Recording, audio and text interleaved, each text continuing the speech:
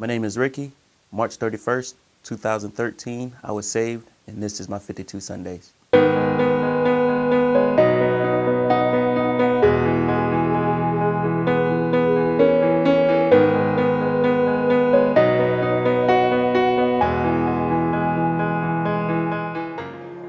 had a lot of discipline growing up.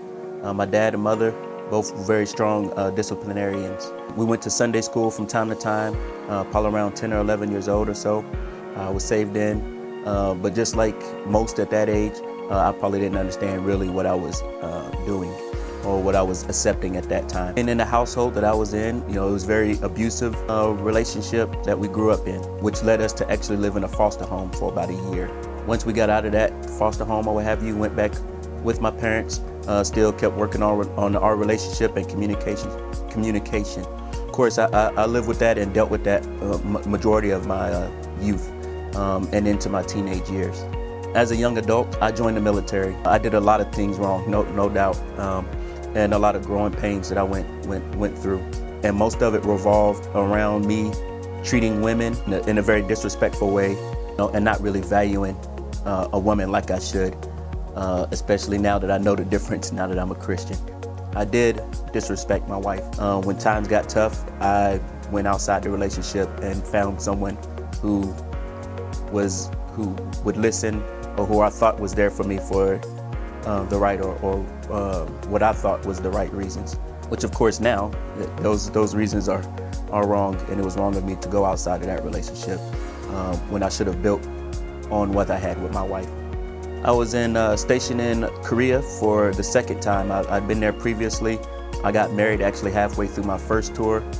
And when you're in Korea, you're there for a year, and it's there without your spouse or without your family at all.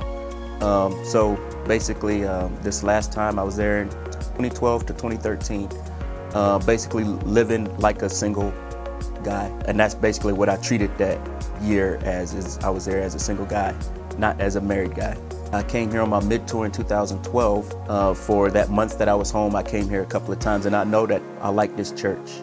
Of course, like I said, when I went to Korea, everything went out the window. Back to living a single life until I came back here permanently.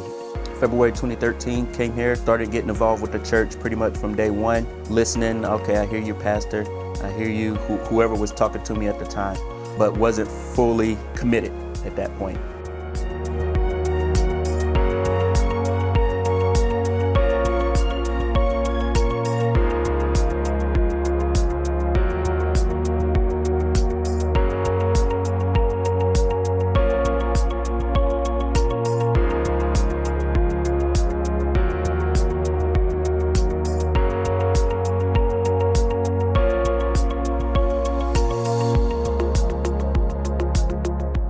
March 31st, it was actually Easter Sunday, is a day that I just gave up and knew that I had to make a change in my life, and knew that I had to commit 100% in order to better my life and to better my family's life.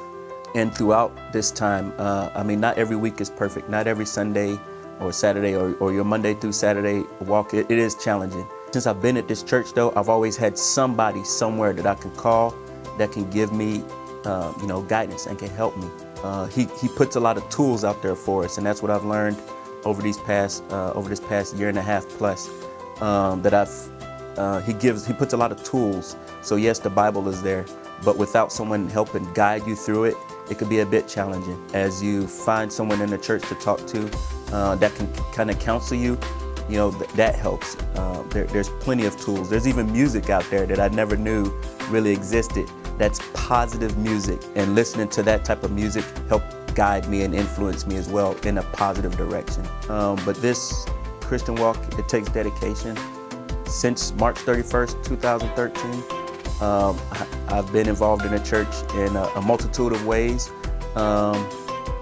One is I now teach Bible study to middle schoolers. And I love teaching. I love learning just as much as they do. If not more so, because I actually studied a lesson and then try to deliver that to them.